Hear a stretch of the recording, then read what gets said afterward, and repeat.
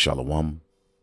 First and foremost, I want to give all praises to the Heavenly Father, Yahweh, Bahasham, Yahweh Shai, Bahasham, Rachahakwadash. Double honors to the apostles, the bishops, and the elders at Great Millstone who rule well. Peace and salutations, as always, to the elect.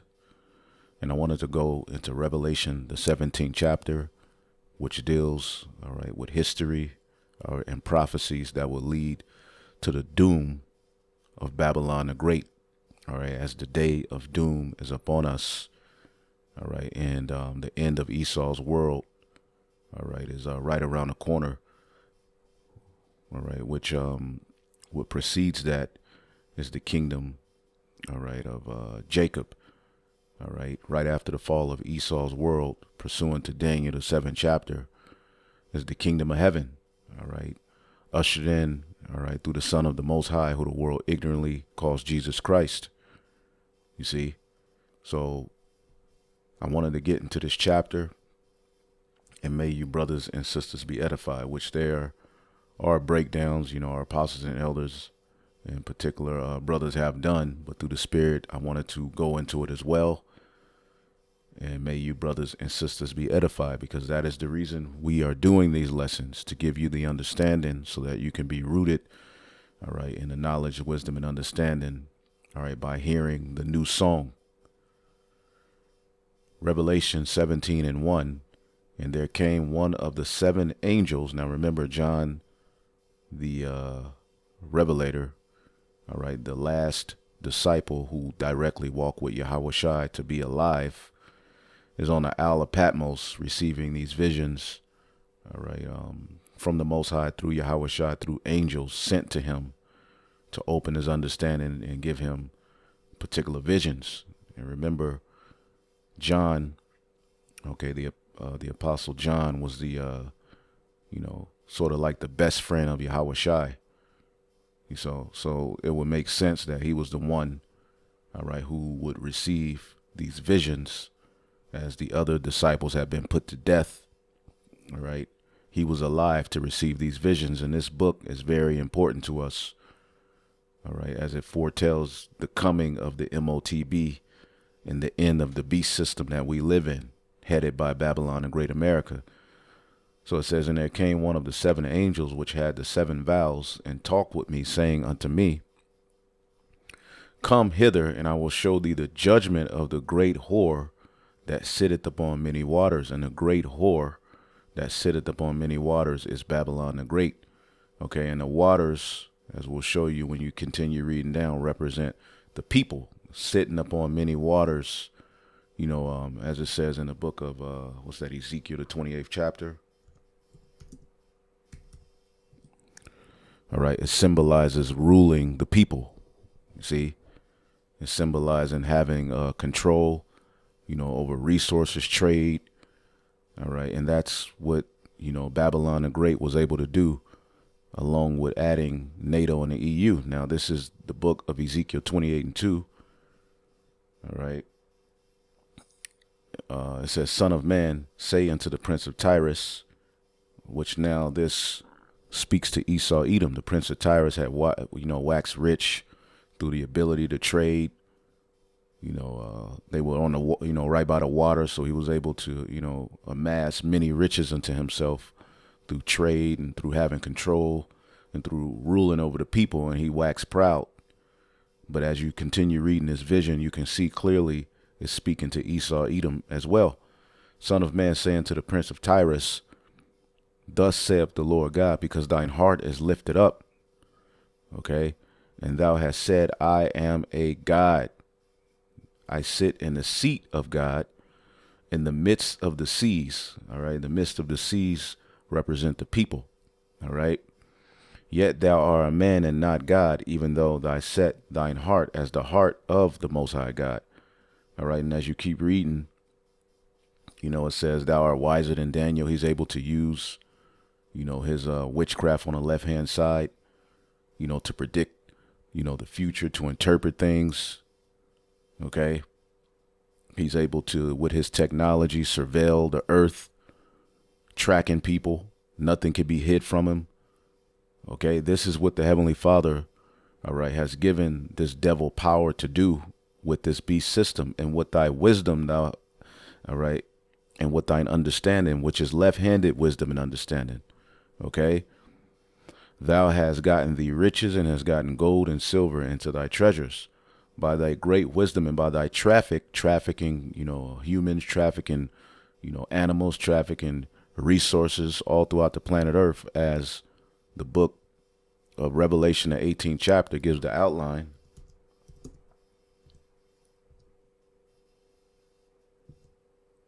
Let's get that book, the book of Revelation, the 18th chapter, how they would trade by ships.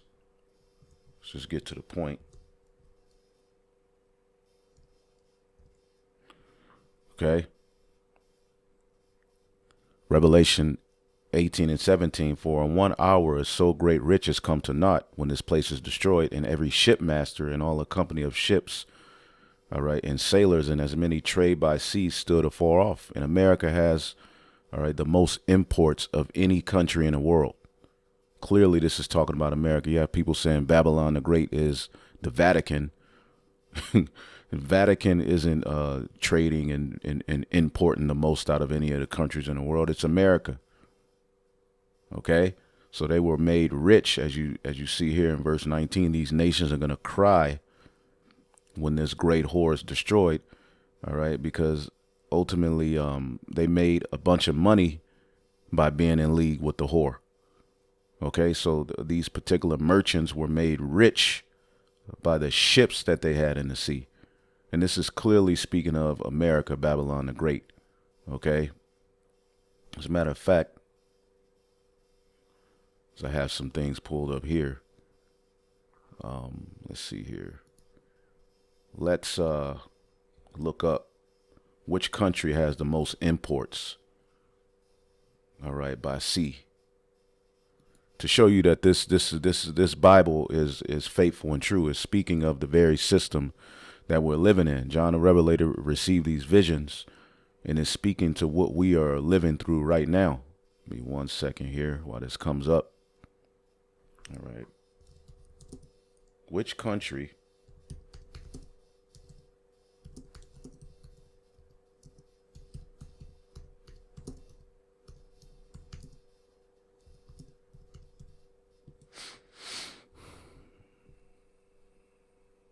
let's see here. The United States. All right, importers. Which country has the most imports?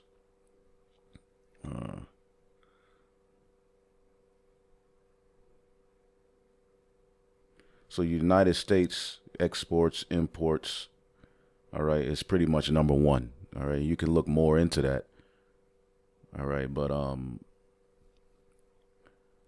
clearly these scriptures are speaking of, all right, the very system we're living in now. Okay, so Ezekiel 28 and 4, with thy wisdom and thine understanding thou hast gotten thee riches and hast gotten gold and silver into thy treasures. And by thy great wisdom and by thy traffic hast thou increased thy riches, and thine heart is lifted up because of thy riches. And this is the mindset of America, Babylon the Great. So going back to Revelation, the 17th chapter, okay, this angel is getting ready to show him the judgment of the great whore that sitteth on many waters, okay? And they have control of the people, all right? And through their philosophies, their mindset as well, they have control of the people. But their policy, all right, pretty much you have to trade, all right, in dollars, all right? I believe it's a certain percentage of deals, all right, throughout this world that the dollar somehow, some way has an influence. Okay, and that dollar is one of the many ways these nations commit fornication with Babylon, as well as her democracy, which we'll get all into all of that. But as you see here, let's get the book of Nahum, the 3rd chapter, all right, which is speaking of the judgment of ancient Nineveh, but again, that which is then is now. Okay, America is the modern day Nineveh. Nahum 3 and 4. Because of the multitude of the whoredoms of the well-favored harlot, the mistress of witchcrafts. Okay? that selleth nations through her whoredoms. You buy nations over to your witchcraft through whoredoms. All right. You go throughout the four corners of the earth. All right. Ruining cultures, turning the women against the men. All right. Polluting the children. Okay. With all of your wine. Okay. And when you look at, all right, the empire of Nineveh before it fell, the leaders were cross-dressers. The women were whores. Family structure was all messed up. All right. And the nations, I believe the Medes and the Babylonians knew, all right, that we could roll on these people because they're through. All right. Which Nineveh was the capital of the Assyrian Empire. Okay. So ultimately, the mistress of witchcrafts, the whoredoms of the well-favored harlot, which that speaks to America today. She goes around the earth, all right, playing the harlot with her many lovers. Okay. And she sitteth upon many waters, as the scriptures talk about Lucifer. He would sit up on the mount of the congregation in the sides of the north, having control over the Israelites. Okay. Pretty much subduing the nations. Okay. As it talks about in Revelation 13 real quick, and then we'll keep going. Revelation the 13th chapter, as this beast system is described. Revelation 13:7, and it was given unto him power to make war with the saints, the Israelites, and to overcome them, and power was given him over all kindreds and tongues and nations. See? And they that dwell upon the earth shall worship him. Okay? So through Edom ruling, okay, he's been given power over all nations, especially you Israelites. All right. And ultimately he's able to spread his propaganda, his wickedness, all right, using that sword. You see? Revelation 17:2, and the kings of the earth have committed fornication. All right, as the scriptures tell you, all right, Babylon have been a golden cup. Jeremiah 51:7, Babylon have been a golden cup in the Lord's hands. All right, hand that have made all the earth drunken. The nations have drunken of her wine. Therefore, the nations are mad. The nations have lost their mind. Okay, they've lost their mind. All of these nations are bugged out and need to be restored to a righteous order under who the world ignorantly calls Jesus Christ, which the throne of David is going to take care of that, because these nations are going crazy and mad. All right, through following Babylon the Great. Okay.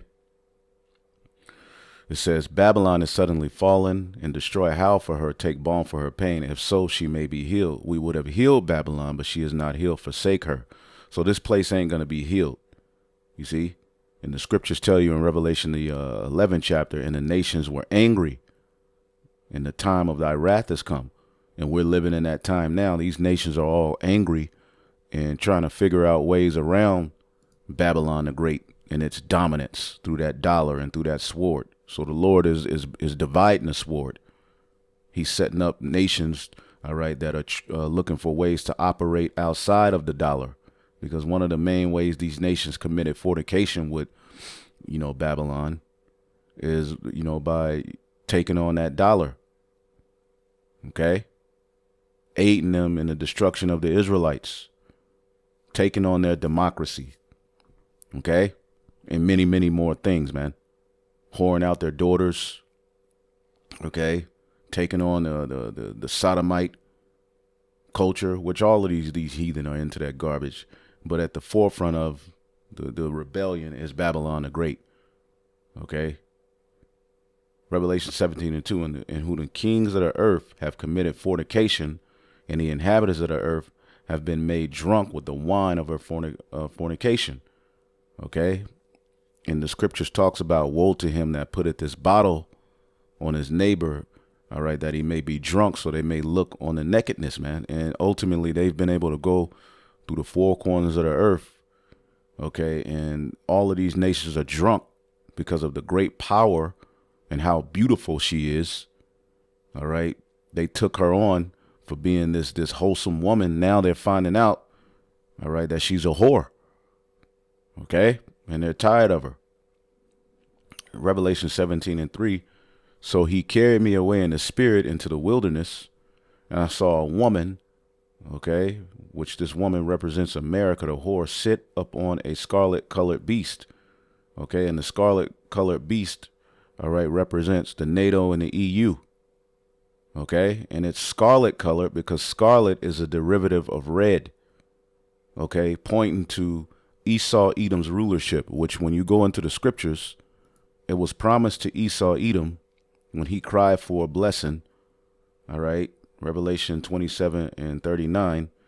And Isaac his father answered him and said, behold, thy dwelling shall be the fatness of the earth, meaning you would have, all right, the control of the earth's resources. All right, the scriptures say the king is served by the field. The things that are in the earth are what make a king rich, right? And also human beings, slaves, human resources, as the scriptures say. All right, a ruler without servants, all right, is nothing.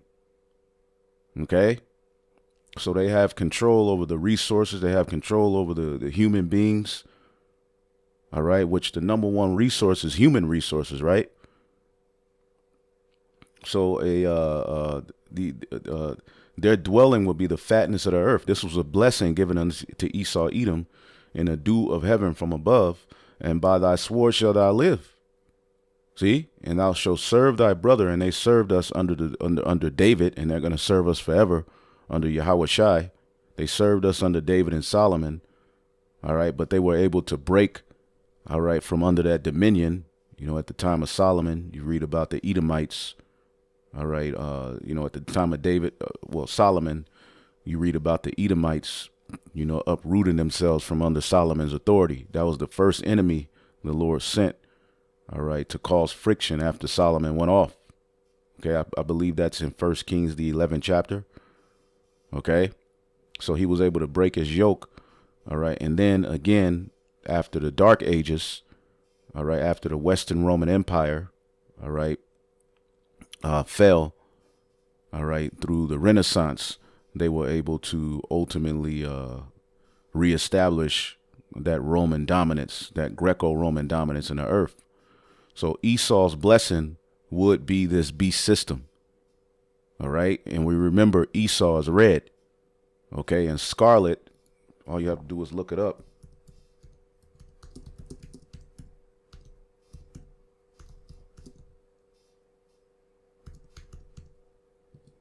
Okay. Scarlet is a derivative, if I spelled that right, of red. All you have to do is just look up, see if it comes up, the color scarlet. All right. And scarlet is tied to sin in the scriptures. Okay. Give me 1 second, this damn thing. All right. Scarlet is tied to sin in the scriptures. The scriptures say, though your sins be as scarlet, right? And this is the man of sin. Okay. And through this beast system that he rules under, okay, he's been given power. Yeah, scarlet is pretty much red. Okay. And red points to Esau Edom. Okay. Let's see if I can look that up real quick. Scarlet. Let's see here.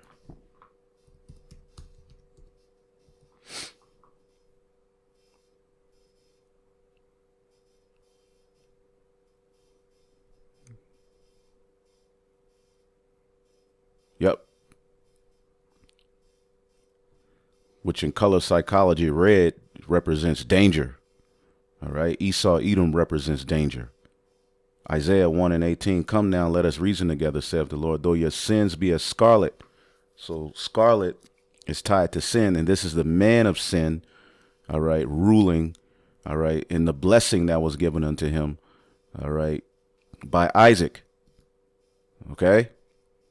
So the scarlet colored beast represents this beast system that aids Babylon the Great in all of her destruction, all right, and makes her a powerhouse, okay, full of the names of blasphemy. Okay, so I saw a woman sit up on a scarlet colored beast. So this woman is riding this beast. All right, and I just did a video recent of how, a member of the EU Parliament, all right, admitted, all right, that they're very hypocritical, all right, because they go around calling these other countries and nations, savages and terrorists. But here it is, they've aided America, all right, in the destruction. Iraq is an example. Syria is an example, and there's various examples. All right, even what they're doing over there, those Israel's doing to those Palestinians. They've aided, all right, Babylon the Great. They've aided those small hats in their wickedness, man. And it's full of the names of blasphemies, because out of this system comes nothing but blasphemy against the Most High. Okay, taking us back to Revelation 13. Okay, because in this chapter, Revelation, the 13th chapter, all right, John the Revelator lets us know that this very beast system that he's speaking of begins with the Greeks. And what happened at the time of the Greeks? Okay, let's get the book of First Maccabees, the leopard, the Greeks. As John says here, Revelation 13 and 1, and I stood up on the sand of the sea, and I saw a beast rise up out of the sea, having 7 heads and 10 horns, which will break that down. And upon his horns, 10 crowns, meaning they're going to be winning in this system. Okay. And upon his heads, the names of blasphemy. Okay. All of these Edomite, all right, systems forward blasphemy against Yahweh Bashim Yahushai, anti-Messiah behavior. Okay. And remember, the Greeks and the Romans got their gods and their system of worship, all right, from the ancient Babylonians. Okay. From, all right, Canaan. All right. From Egypt. Okay. So all of the anti-Messiah forms of worship that we see being pushed here, they go all the way back to that. Blasphemy against the Most High, man. And the beast which I saw was like unto a leopard. So it starts with the leopard, which when you go to Daniel's vision in Daniel, the 11th chapter, all right, the leopard, all right, Daniel 7 and 6, and I beheld, and lo, another like a leopard, which had on the back of it 4 wings. This represents Alexander the Great, the beginning of the Edomites stealing the lands of the Japhetic people, right? And ultimately, once Alexander died, he had his 4 generals, Lysimaeus, Cassander, Ptolemy, and Seleucid. All right, out of the Seleucid came Antiochus Epiphanes, who led that great rebellion against the Jews when you read the book of Maccabees. So the leopard, okay, was the beginning of Esau, Edom's power structure, which is the Greeks. And when the Greeks came onto the scene, okay, what did they do? Verse 2, and made many wars. First Maccabees 1 and 2, and made many wars and won many strongholds and slew the kings of the earth. All right, because remember, they were blessed with the sword when you read the book of Genesis. All right, so it started with the Greeks, but Rome is where they got their true power from. See? And see, this is what has been reborn into the earth, starting at the Renaissance all the way unto now. The Greco-Roman beast image, all right, is in the earth now. Why do you think they just had those Olympics?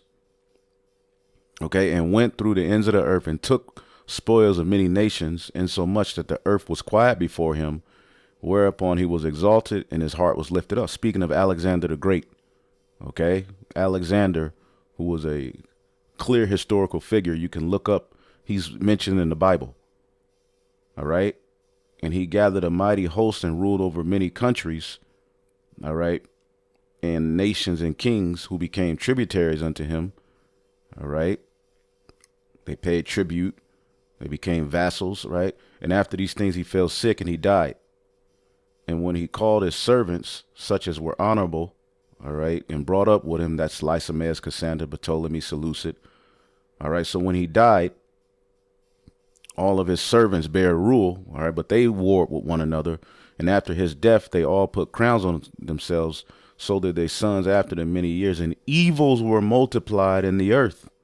Evils were multiplied in the earth through Esau's system. See? This is why when you get Revelation 6, Revelation, the 6th chapter, the red horse, in verse 4, and there went out another horse that was red, and power was given unto him, all right, that sat thereon to take peace from the earth, and that they should kill one another, and there was given unto him a great sword. All right. So again, all right, when we're reading this, this is speaking of Esau's system. All right. Now the 7 heads. All right. Let's read it again. So he carried me away, Revelation 17:3. So he carried me away in the spirit in the wilderness, and I saw a woman sit up on a scarlet colored beast, having the full names of blasphemy. All right. That's what they're about. Their image is blasphemy, the image of the beast. All right. This NWO, New World Order, is all blasphemy against Yahweh Bashim Yahushai. Having 7 heads, which is what? It starts with the Greeks. All right. The Romans. All right. Germanium Major, Germanium Minor. Okay. The Spanish, the French, and the British, which these would be, all right, the major hubs of government, all right, that the beast, all right, will be able to have within this beast system. All right, that's the 7 heads. All right, and of the 7 heads, when we read in Revelation, the 13th chapter, okay, the beast which I saw, verse 2, was like unto a leopard, because it started with the Greeks. All right, and the feet of it were as the feet of a bear. It ends with Russia. All right. But as you see here, it says, in his mouth was as the mouth of a lion, all right, which will show you the British, all right. And the dragon gave him his power and his seat and great authority. So the dragon, which represents Rome, which, all right, when you read the chapter prior, Rome is known as the great red dragon. All right, so this all leads and speaks to Esau, Edom. Okay, they are the ones who control this beast system, and the dragon is what gave Esau, Edom, his power, authority, and seat. All right, and this is what has been re-established in the earth here in these latter days. All right, the Renaissance, after the Western Roman Empire fell, the Renaissance marked the revival of this authority and seat of power. You see? And again, this is speaking of the red dragon, all right, which is spoken of in a chapter prior, all right, the red dragon having 7 heads and 10 horns, all right, going into how Herod, who was an Edomite, okay, the Herodian dynasty was fathered by who? Antipater the Idumean, all right, but this prophecy, or it goes into the history of what happened with Yahushai. As he was born, Herod tried to put him to death, okay, because this male child was going to rule all nations with a rod of iron. So the Roman Empire gave authority to the Herodians, okay, to rule over the region of Judea. They called themselves the King of the Jews, right? But this chapter labels this dragon as a red dragon, all right, and that takes you to Esau, all right? You would have to be able to link these things in the spirit. And this is what these Christians ain't able to do. What you see Christians now trying to go into Revelation, try to go into Second Esdras and things of that sort, and they don't have it. So the 7 heads, we broke that down, in the 10 horns, all right, represent the vassals, all right, of the Roman Empire. All right, now today that's fulfilled, all right, in the EU, but back then, all right, you had the Vandals, the Ostrogoths, the Alemanni, the Franks, the Visigoths, the Burgundians, the Lombards, the Anglo-Saxons, the Suevi, and the Wh0re, which ultimately were vassals, which I had it here. All right, vassals, a vassal state, all right, is basically an obligation. The vassal has principal obligations to the Lord. The Lord will be Rome. All right, it was aid or military service. All right, so they aid, all right, Rome for military purposes, for trade purposes. Okay? Using whatever equipment the vassal could obtain by virtue of revenues from fee. He was responsible for answering military calls to service on behalf of the Lord. Okay? So a vassal pledged loyalty to a lord or a monarch. All right? Which, let's see here, or subordinate. All right? What is a subordinate?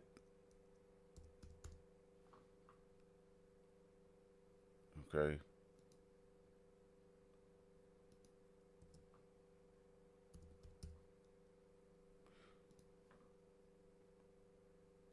All right. A subordinate political power is a type of power that is subject to some external control because there is a higher power that can limit or direct its actions.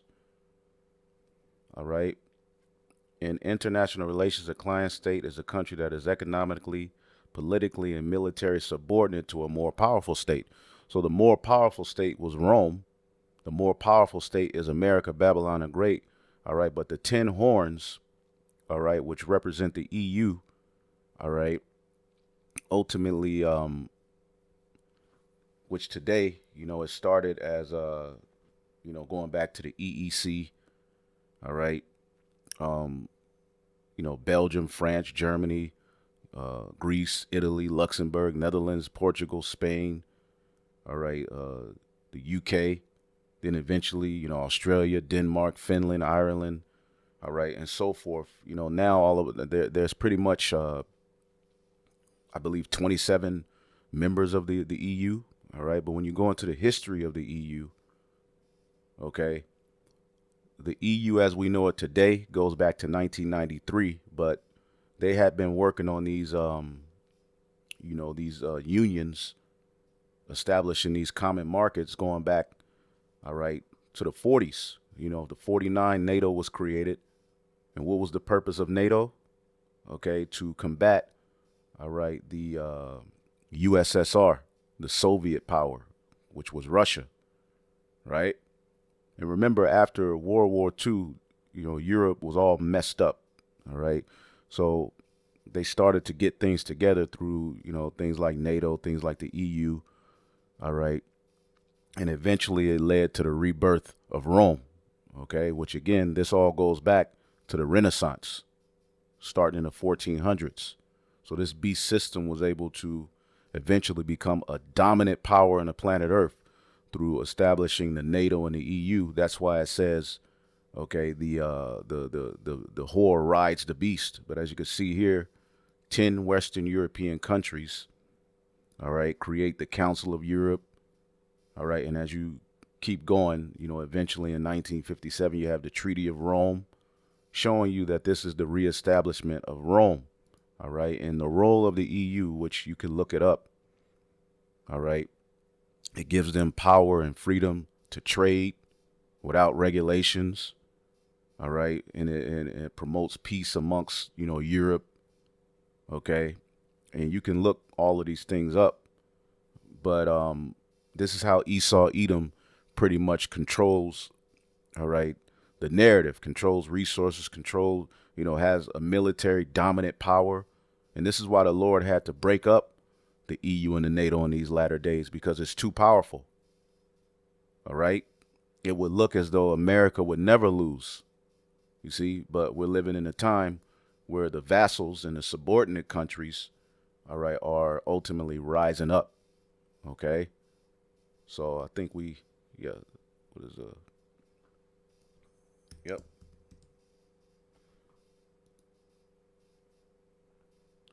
A country that has limited power and is dominated by another. This is why at the, these EU convention meetings, America, especially at the time of Trump, is telling the EU what they need to do. They need to put more money in the pot for the military purposes. Okay. And this is how America and those small hats are able to just do what the hell they want, because they're backed by a beast system. Okay. So again, Revelation 17:3. So he carried me away in the spirit in the wilderness, and I saw a woman sit upon a scarlet colored beast. Again, scarlet represents what? Red. Sins. And the name's full of blasphemy, having 7 heads and 10 horns. Okay. And the woman was arrayed in purple and scarlet color. Okay. And decked with gold and precious stones. And this represents the costliness. Okay. The royalty, the how much money they had. All right. Again, Revelation 13. All right. Tells us that they would have so much power and money that they would be able to deceive them that dwell on the earth by the means of the miracles that they had power to do in the sight of the beast. They would be a powerful, dominant, all right, even when you get Revelation, the 18th chapter, let's get that. Revelation, the 18th chapter, it talks about how this Babylon was clothed in purple, okay? The merchandise, Revelation 18:12. All right, the merchandise started at 11, and the merchants of the earth shall weep and mourn over her, for no man buyeth their merchandise anymore. We know America's a big consumer. Okay, merchandise of gold, silver, precious stones, pearls, metal. All right, and purple and silk and scarlet. All right, and when this place falls, Revelation 18:16, saying, Alas, alas, that great city that was clothed in fine linen and purple and scarlet, that represents royalty and riches. All right, remember the rich man. All right, when you get the parable of Lazarus. All right, boom, Luke 16:19, and there was a certain rich man who was clothed in purple and fine linen and fared sumptuously every day. All right, meaning he was winning.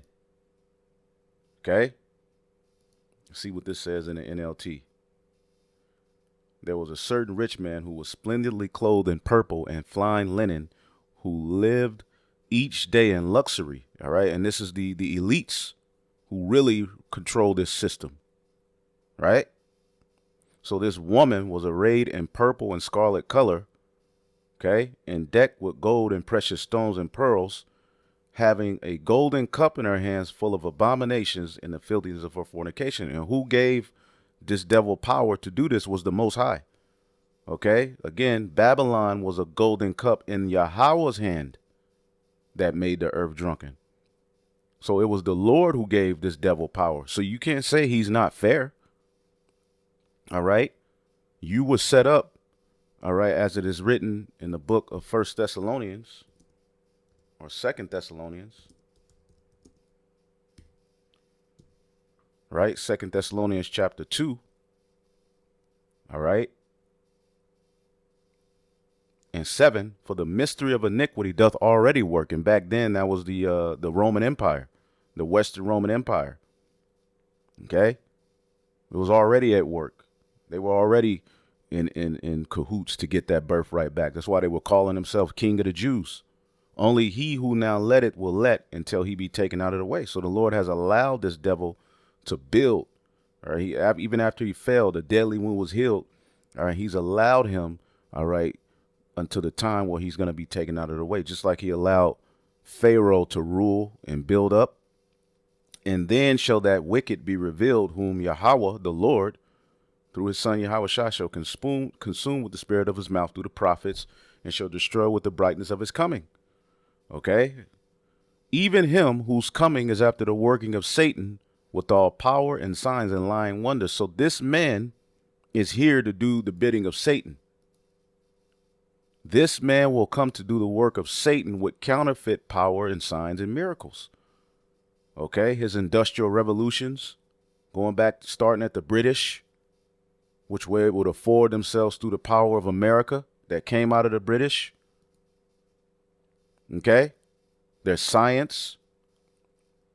Okay, because you have to remember Daniel, as he described this place, all right, said, as you see here, Daniel 7:8, and I considered the horns, and there came up among them another little horn. Out of the fourth beast, which is Rome, came another little horn. This is Babylon the Great, before whom there were three of the first horns plucked up by the roots: Spanish, French, the British, the Revolutionary Wars. All right, led to eventually, all right, the 13 colonies being established. All right, out of the British, and then eventually through witchcraft and there, you have the 50 United States. And behold, in this horn were the eyes of a man, all right, representing, all right, he's merely a man, but he speaks as if he's the Most High. His science, and a mouth speaking great things. See that? A mouth speaking great things. And see, it will be through this system, the revival of this beast system, the 7-headed, 10-horde beast system, that ultimately the destruction will come. That's when the Lord will set a judgment. Okay, and then we'll go down here to where Daniel expounds, all right, on this beast. All right, and we'll go back to that. But let's get here. Okay. So this place was set up to do the bidding of Satan in the planet Earth. All right. And upon her forehead was a name written: Mystery Babylon the Great, the mother of harlots and abominations of the earth. And the Apostle Ramlab did a video some years ago on how this riddle, all right, it adds up to 666. But I'll have to find that video. All right. But Mystery Babylon the Great, the mother of harlots. See, this place is the mother of all harlots.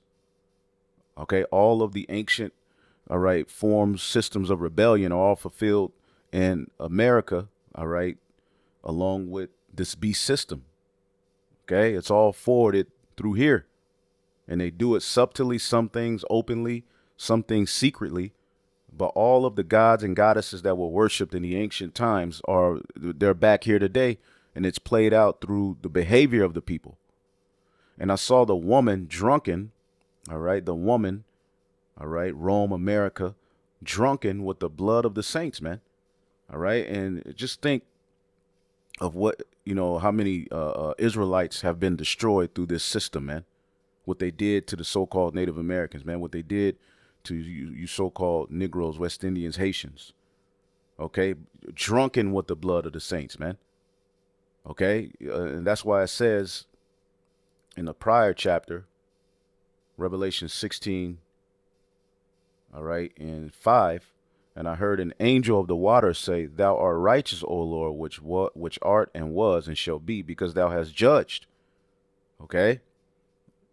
For they have shed the blood of the saints and the prophets, okay, under the Roman, going back to the Greeks. What did the Greeks do?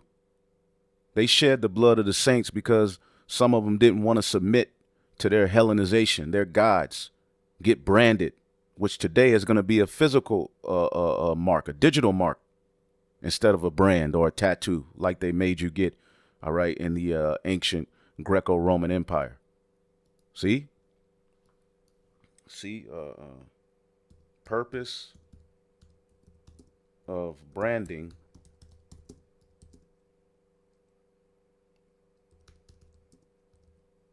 empire, right? In ancient Greece, branding served many purposes, including selling goods, showing quality, distinguishing ownership. See, and you don't think that same system is going to present itself here? Well, they've been able to a degree through your social security number, through birth certificates. So now all of this is that was going on in ancient Greece. All right. Well, look up the Roman Empire. They did branding too. All right. Robbers, runaway slaves were marked by the Romans with letter F. All right. And toilers in the mines, convicts condemned to figure in gladiatorial shows were branded on the forehead for identification. See? So you don't think that which is then is now? That they don't have a plan to brand you for identification? All right? Because it was a brand or a tattoo in ancient Rome. Okay? Tattoos in Rome, identification, rites of passage. Okay? So what's your rites of passage here? Cultural significance, punishment. Anyway, okay? Anyway, we here. All right? We are in the Greco-Roman beast system all over again. And again, that which is then is now. Okay? So the verse 6, and I saw the woman drunken with the blood of the saints and with the blood of the martyrs of Yahushua. They have to pay for all of that blood they shed. All of the apostles and prophets that were back in the ancient Roman Empire, even particular sisters, all right, and their children who follow Yahushua, they were all slaughtered in the Colosseums by hungry lions, man. See? And this woman is so pretty that when John saw her, all right, when John saw her, he wondered with great admiration. He was like, wow, this bitch is winning. Okay? She is, I mean, this whore is doing it big. So he got sidetracked looking at this great whore, as we do even in everyday life. All right, you're looking at how beautiful a woman is, but really that's the worst woman for you, man. That's why the scriptures say beauty is vain. All right, now there's nothing wrong with a beautiful woman. All right, but a woman, all right, is able to use her beauty, all right, to destroy, get what she wants. You know, have men under, spells. Well, that's why Babylon the Great is likened to a great whore. And it's all symbolism. So John, all right, gets rebuked right here by the angel. And the angel said unto him, all right, wherefore or why did you marvel? See, let's read that in the NLT. Like, what are you marveling about?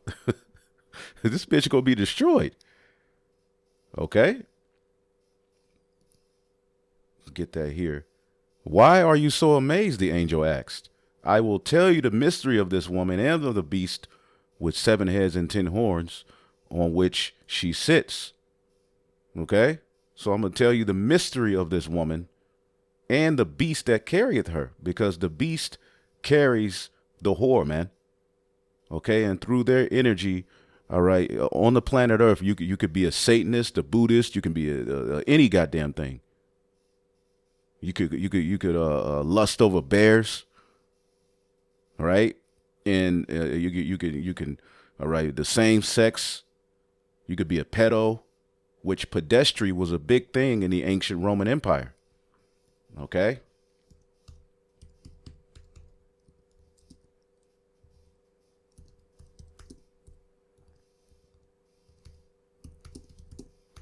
See, this is a part of the image of the beast. All right, a sexual relation between an adult man and a boy. All right, it was socially acknowledged practice in ancient Greece and Rome. See, well, we're seeing that same, all right, image, those same behavior patterns, all right, boasted in this beast system, all right, headed by America, man. Okay, that's a big part of what they got going on. It's a big part of their power.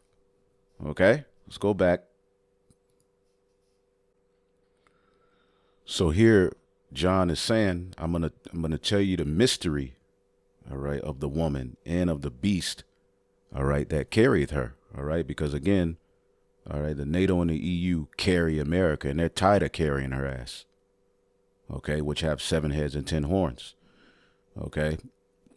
It says, the beast thou sawest was and is not, and shall ascend out of the bottomless pit and go into perdition. You see that? So the beast that thou sawest was, and this is speaking of America, all right, in the vision that he saw, it was, all right, and is not, because ultimately America hadn't come to its fruition yet, which America was the revival of Rome. Rome was in power at this point, all right. So the beast that thou sawest was and is not, and shall ascend out of the bottomless pit, all right.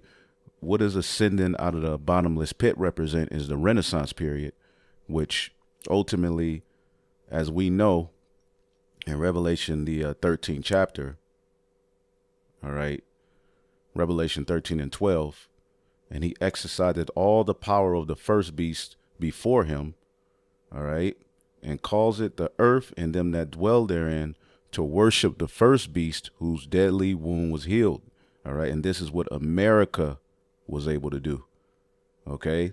This beast that came up out of the earth that had two horns like a lamb and spake as a dragon, this is the revival of Rome, okay, but it starts at the Renaissance.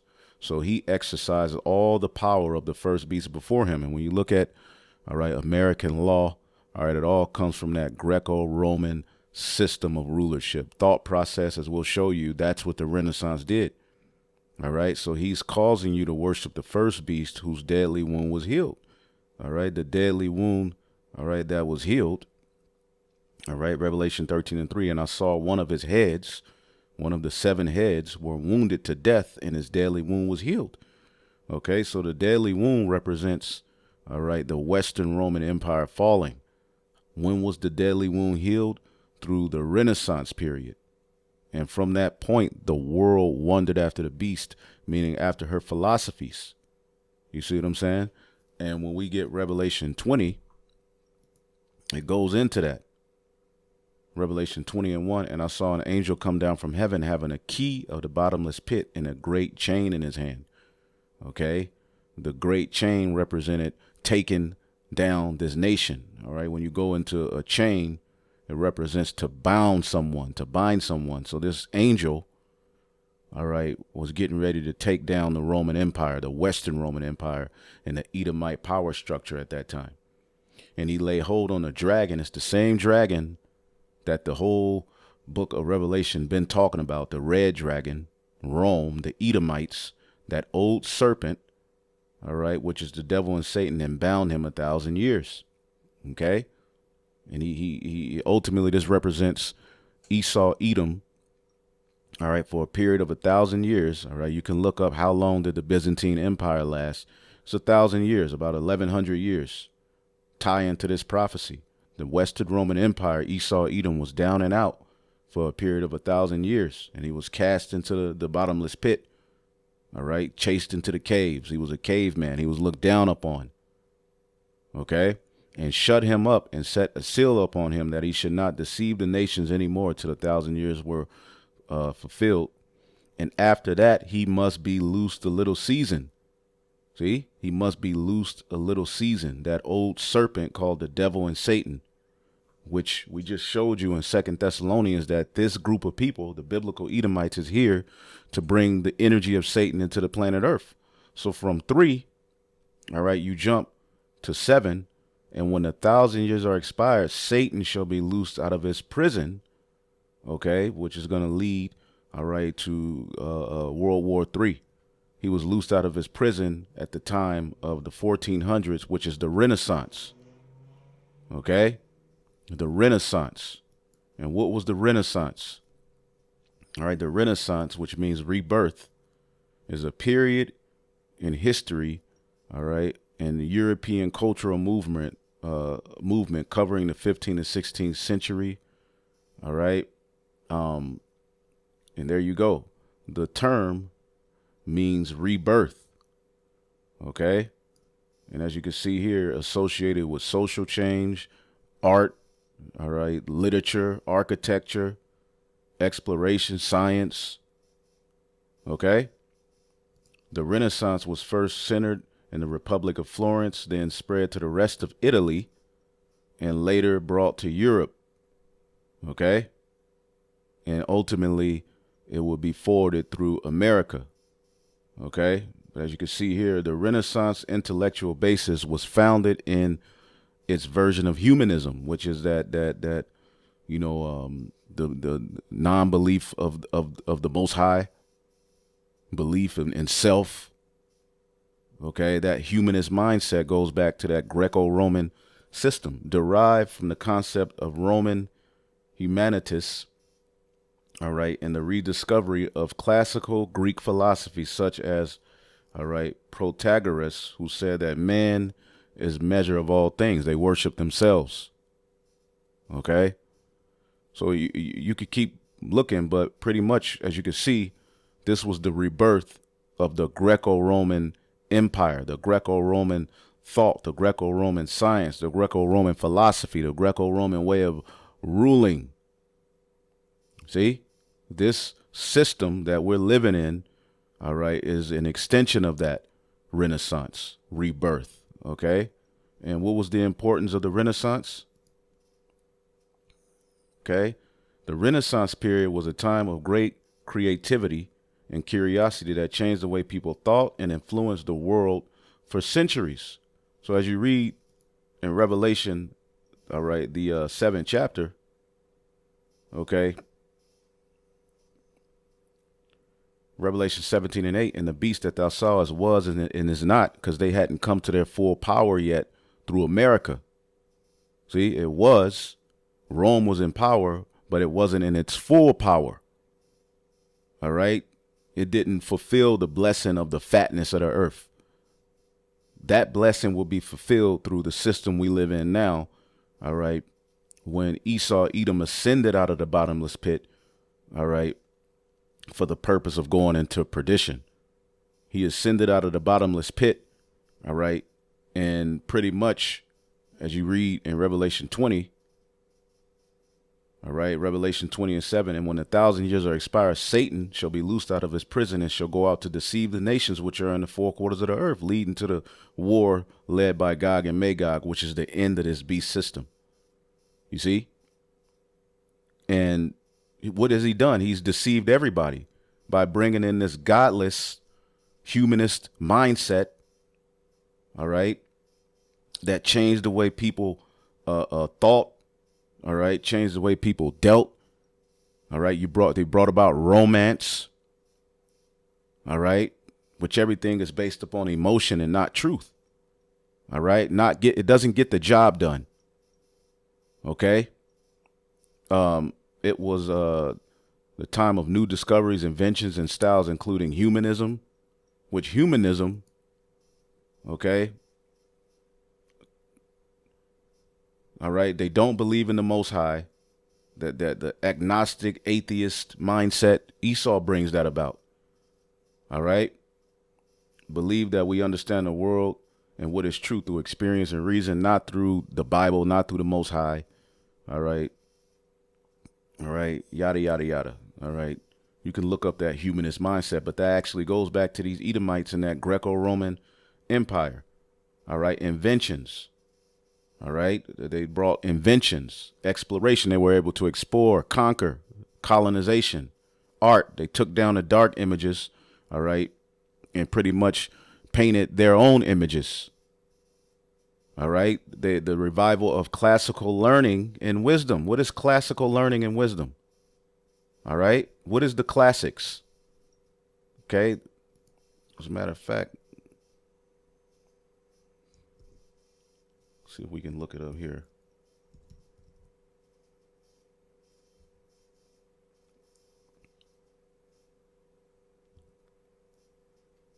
Classics, pretty much, that's going to take you to Rome. Classical antiquity. All right.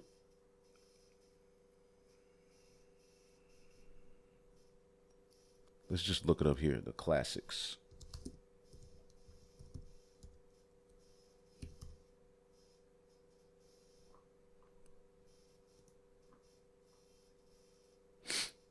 It's the Greco-Roman way of thought, rule, how they deal with sex, the image of the beast.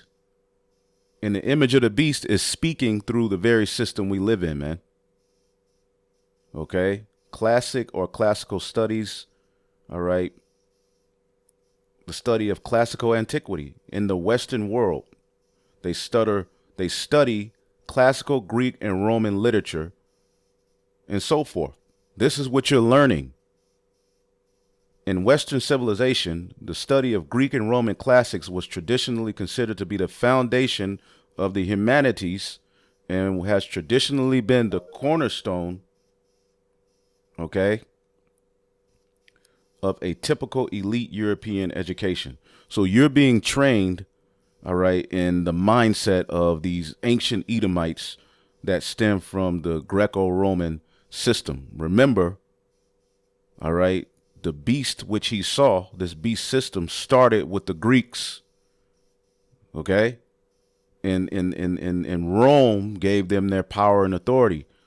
So what the Renaissance was able to do, as the deadly wound was healed, was able to bring back all of that madness, all right, and reestablish it with even more power, all right, which America, all right, along with the NATO and the EU, brought that system back.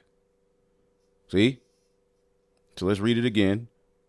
Revelation 17:8, and the beast thou sawest was and is not, and shall go and shall ascend out of the bottomless pit and go into perdition, because ultimately, as we read in Revelation 20, he will go throughout the four corners of the earth doing all his wickedness, lying, and it would lead to war, and eventually he'd be destroyed. And they that dwell on the earth shall wonder, see, wonder after the beast, those whose names are not written in the book of life, meaning they're going to, all right, be conformed to his image. Okay, 2 Thessalonians says what? 2 Thessalonians 2:9, even him whose coming is after the working of Satan with all power and signs and lying wonders, and with all deceivableness of unrighteousness, anti-Messiah behavior, and them that perish because they receive not the love of the truth, that they might be saved. So they're gonna be, you got a bunch of Israelites and the people in the world. They're gonna follow after this image. They're gonna wonder. Let's look up the word wonder. They're gonna wonder after the image. See, if your name ain't written in the book of life, the Lord is going to allow you to be fully taken by this beast in its ways, in his image, man, and take his mark. Okay. Even if you don't take his mark, the lot of you bow to the image. But if you bow to the image, you're going to get that mark. All right. Thaumazo. To wonder, to marvel, to be wondered at, to be had in admiration. So Esau, Edom, has been able to forward his supremacy through pseudoscience, okay, which the Lord has given him power to have in this beast system. Okay? So, and they that dwell in the earth shall wonder, those whose names are not written in the book of life from the foundation of the world, meaning they weren't chosen, all right, overall. When they behold the beast that was and is not and yet is. So it was, all right, at the time of Rome, and it is not because it had to be reborn through Babylon the Great, and yet is because, again, as we read in 2 Thessalonians 2:7, and the mystery of iniquity doth already work. It's already doing what is the wickedness. Okay? Operating in that anti-Messiah spirit back then at the time of Rome. Revelation 17:9. All right. And here is the mind which hath wisdom. 7 heads are 7 mountains, which represent 7 governments. All right. On which the woman sitteth. Okay. And again, those 7 mountains is the Greeks, the Romans, Germania Major, Germania Minor. All right. The Spanish, the French, and the British. America was born out of the British. All right. And there are 5 kings. 5 are fallen, as he's looking in prophecy. And back then, all right, those particular kingdoms under their ancient names fell. All right. But one is, and another is not yet come. All right. When he cometh, he must continue a short space. And that's speaking of British. So the 5 that fell, all right, are 5 members of this beast system, which all of these nations will be reincarnated, all right, through the Spanish, the French, the British.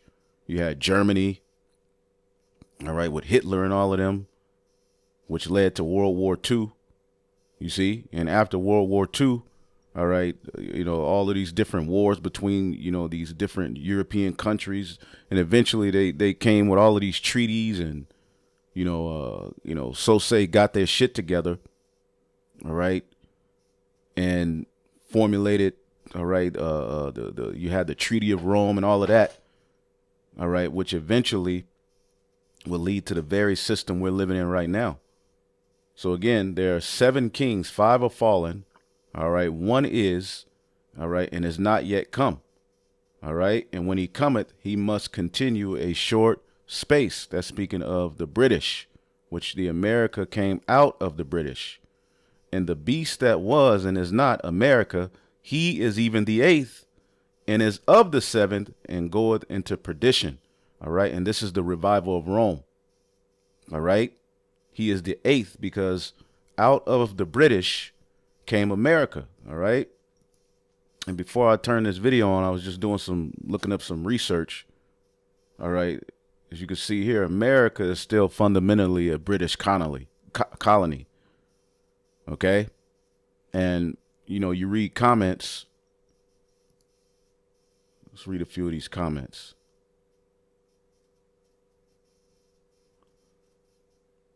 Let's see here. It says what needs to be further investigated is why U.S. still continues to pay taxes to the city of London if it's a free nation. All right. The United States of America is a corporation ruled by the British Crown and the Vatican. And who is the crown of British is the bankers, the Red Shield, the Rothschild people. The U.S. is and has always been a huge corporation ruled from abroad. The initial name was the Virginia Company, which I believe that was in the 1600s, and is owned by the British Crown and the Vatican, who receive their yearly share of profits. The U.S. presidents are appointed CEOs. All right, they are not elected by the people, and their alliance is to the board of directors, not to the American citizens.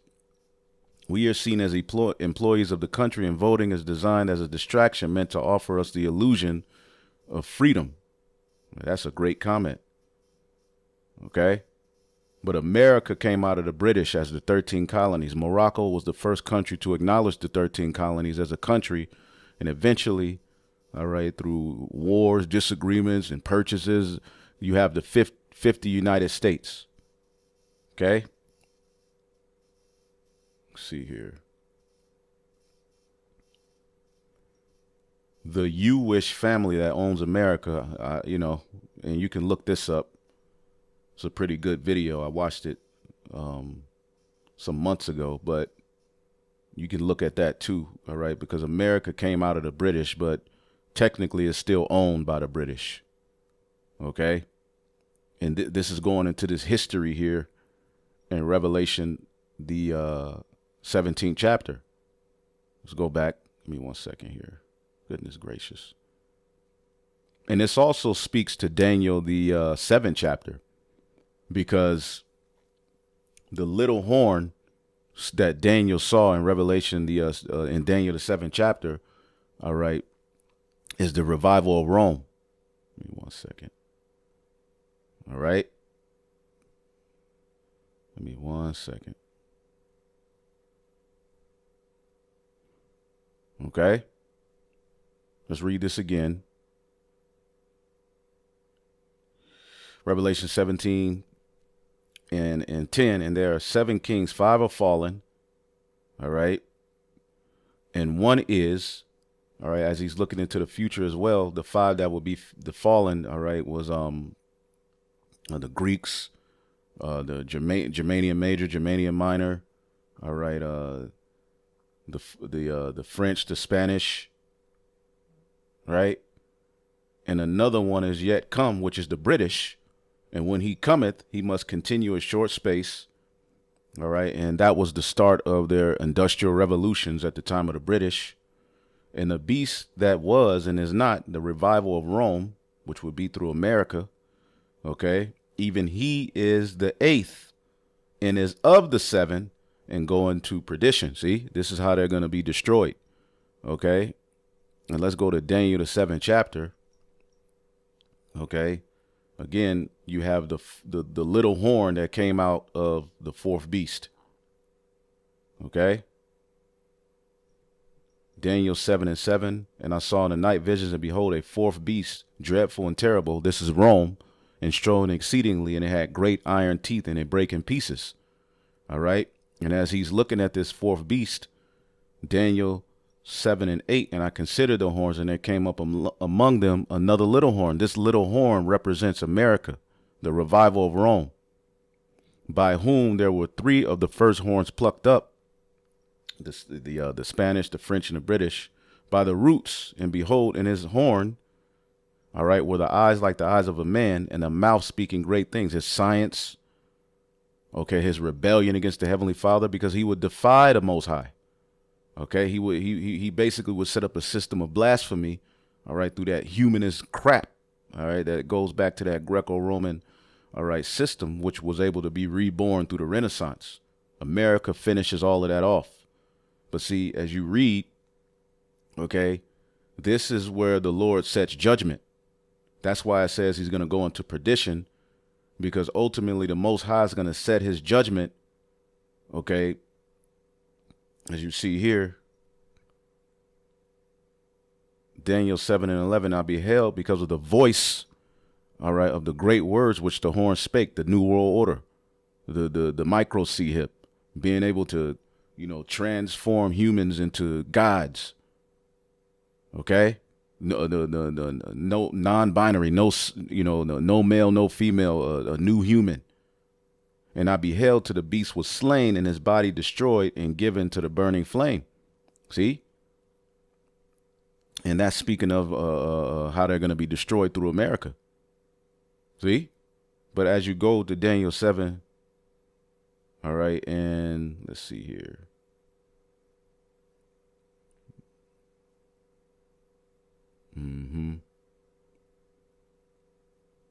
He expounds on this revival of Rome. All right. Let's see here. Let's jump to, Daniel 7:21. I beheld the same horn. America made war with the saints and prevailed against them, took down the northern kingdom, all right, enslaved Judah, Benjamin, and Levi, the southern kingdom, right? Put them on slave ships, all of that. Rape, rob, murder. And he prevailed, all right, until, all right, the Most High set a judgment through his son, Yahweh Shai. All right? Give me 1 second here.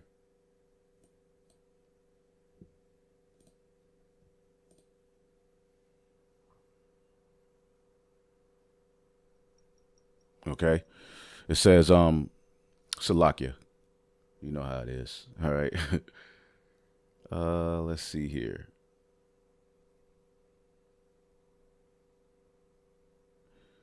Let's see here. Daniel 7:23. Thus he said, the 4th beast, Rome, shall be the 4th kingdom upon the earth, which shall be diverse from all the kingdoms. All right. Because they had a senate. They didn't, set up monarchs as far as a king passing down the throne to his son. All right. They set up the senate. All right. And ultimately they would eventually devour the whole earth. All right. As it was reborn in the earth, and shall tread down and break in pieces. And the 10 horns are the 10 kings that shall arise. These are the vassals. All right. And we brought all of that out. But Daniel 7:25, and he shall speak great words against the Most High, and shall wear out the saints of the Most High, and to think to change times and laws, and they shall be given into his hand until a time and the dividing of times. All right. That 350-year period where the Lord would eventually send the Holy Spirit, which would lead to judgment, all right, being set. Okay. So this devil, through this system, all right, especially this little horn, America, Babylon, and Great, is speaking great words against the Most High and wearing out the saints. Okay. So going back here, all right, Revelation 17:11, and the beast that was and is not, all right, even he is the 8th. He came out of the British, which is the 7th. All right. And is of the 7th, and shall go into perdition. He gonna be destroyed. The son of perdition, man. All right. And the 10 horns which thou sawest are 10 kings, which have received no kingdom as of yet. All right. But receive power as kings 1 hour with the beast. And that goes back, to around the time of the Treaty of Rome, which the 1 hour. All right. If you take, we know 1 day as 1,000 years with the Heavenly Father. All right. If you divide 1,000, all right, by 24, it's 24 hours in a day. All right. 1,000 divided by 24 gives you 42. All right. And when you deal with the 42 years, all right, when you go to the Treaty of Rome, all right, in 1957, all right, to around the early 2000s, all right, marks that 42-year period, all right, which in that 42-year period, all right, these EU countries, all right, were able to expand, all right, and eventually during that time, all right, in around 1991, it led to the fall, all right, of the Soviet Union. See, in the fall of the Soviet Union in 1991, which so-called ended the Cold War, all right, it allowed NATO to reinvent itself and take on new challenges. NATO's role changed from presenting a united front against the Soviet Union to a cooperative security organization, dialogue, cooperation, managing conflicts, expanding membership. They were able to expand, all right, even breaking some of the treaties they had with Russia, you know, to no longer expand further east. Well, as you can see, they expanded, all right, further east towards Russia. And they're even trying to get, all right, Ukraine to be a part, all right, of that organization, NATO, all right, which is causing tension with Russia, all right, which we know that's a proxy for America dealing with that Ukraine situation. But the purpose of the Treaty of Rome, all right, in 1957, all right, was those 10 horns, all right. It says 6, but you know, pretty much all of them. It says the Treaty of Rome was signed in 1956 by 6 Western European countries, all right, 6 EU countries to establish the EEC, all right, the European Atomic Energy, all right. And here you see Belgium, France, Germany, Italy, Luxembourg, and the Netherlands. These are all part, all right, of the 10 horns. So as you see here, okay, they receive power, all right, as kings 1 hour with the beast. They were able to expand. They were able to, you know, come up. As you can see here, it created, you know, better common markets, all right, based on the free movement of goods, people. They can move people, services, capital, transform trade, industry, manufacturing, work towards economic growth.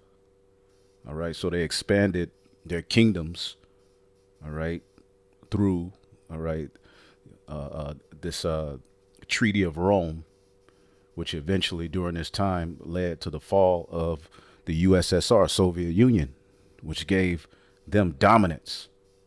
All right, it takes a step towards a closer unification, all right, of Europe. Today's treaty signatories declare their intention to lay the foundations of an even closer union among the people of Europe, which this is all just a revival of Rome, okay?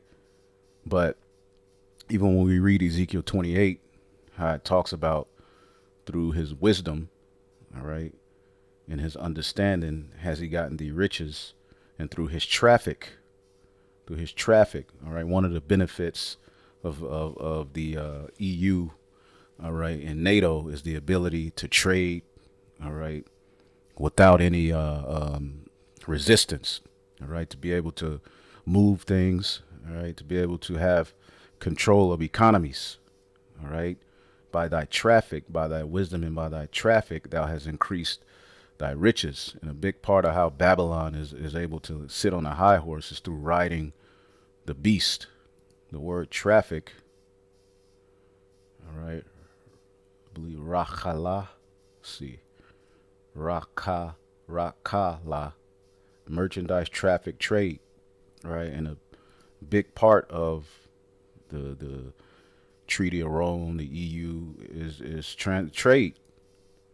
So again, all right, these 10 horns were able to come up during this time, all right, which now a lot of that is working against them as the Soviet Union has become, you know, Russia is getting back in that spirit, that old Soviet spirit, all right. The Lord has put hooks into their jaws. And when you read Revelation, the 20th chapter, okay, you know, Esau, Edom, you know, under this beast system, their evil doings, which they have power to do, all right, is going to lead to Gog and Magog, All right. Revelation 27. And when 1,000 years are expired, Satan shall be loosed out of his prison and shall go out to deceive the nations which are in the four corners of the earth, the Renaissance, which led all the way to America, Babylon the Great, all right, NATO, EU, all right. They're going to go out and deceive the nations with the power they have, all right, economically destroying these various different nations, making them to depend on them, sending economic hitmen, okay, doing all of this wickedness. And it's going to lead to Gog and Magog gathering these different nations together to come against Babylon the Great, all right, and as well as they're going to come against the land of Israel, okay, which the least of the flock is drawing out these nations right now, okay, as we are looking into this world. We're looking at what's happening, all right. The EU, NATO countries are split over what's going on with Israel, Iran. See? So it's all happening right before our eyes, okay. Going back, Revelation 17 and 13, these have one mind and shall give their power, all right, and strength unto the beast. They have one mind because ultimately they want that one world order, all right. And they've all given, all right, over their militaries and their, financial into this beast system, which really has over the years benefited America, all right. And they're tired of that. Okay. As we're going to show you, as we always go into the beast hating the whore, which Daniel, the second chapter, taps into how at the very end, all right, this very beast system that's been formulated, they're going to start to disagree. And we're seeing that in the earth. All right. Victory of the Lamb. These shall make war with the Lamb.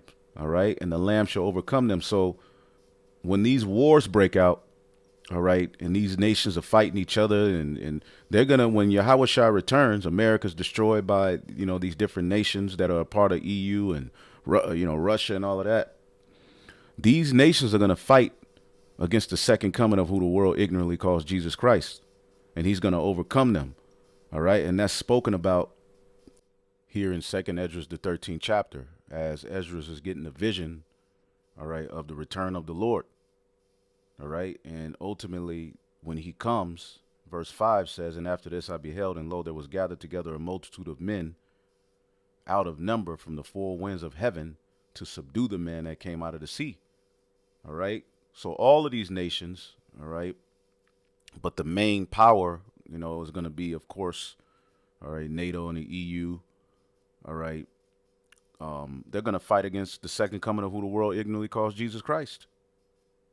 Okay, because America's going to be destroyed. And it tells you in verse 33, verse 32, and the time shall be when these things shall come to pass, and the signs shall happen, which I showed thee before.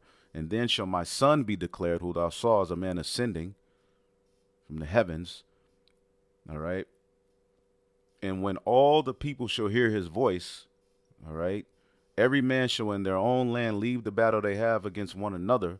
And an innumerable multitude shall be gathered together, as thou sawest them willing to come and overcome him by fighting. See, but he shall stand up on the top of Mount Sion, that chariot, and Sion, which we're going to be beamed up into that chariot, shall come and be showed to all men, being prepared and builded, like as thou sawest a hill graven without hands. And this my son shall rebuke the wicked inventions of those nations, their space force, their charagma, for which their wicked life are fallen into the tempest.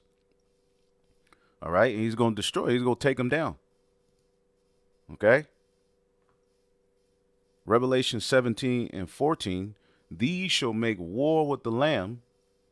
Okay. All of these different nations, of course, the NATO and the EU.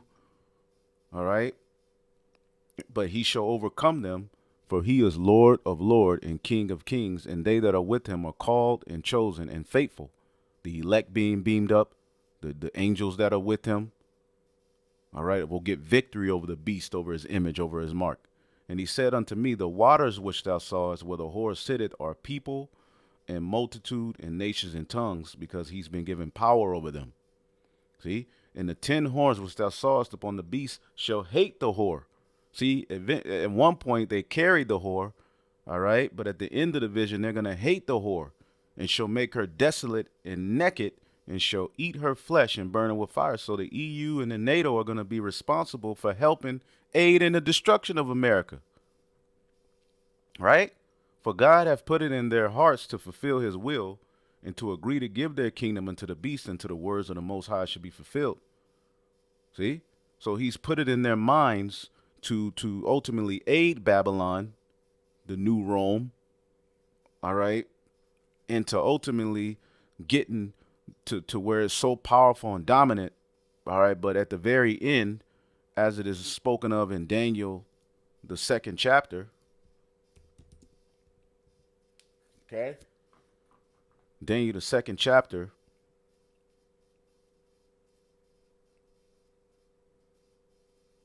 all right, the revival of Rome, Daniel 2:40, and the 4th kingdom shall be as strong as iron. That's Rome. All right. And then you go to the feet and toes. All right. Which is ultimately the NATO and the EU. Okay. It's going to be part iron and part potter's clay. So the kingdom is going to be divided. And we're seeing that. All right. In these days. Okay. The EU countries are entirely split over Israel, Iran, and the Houthis. All right. The divided, reshuffled, and politically bruised Europe's leaders head to the NATO summit. So everything that they've binded up after World War II in the form of these, agreements and covenants and treaties and, common markets, it's all breaking up now. Okay. There's military power that now they're divided.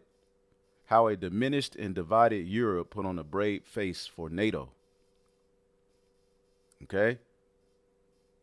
Ahead of NATO summit a month ago, Europeans appear vulnerable and divided across from U.S. Boom. Okay.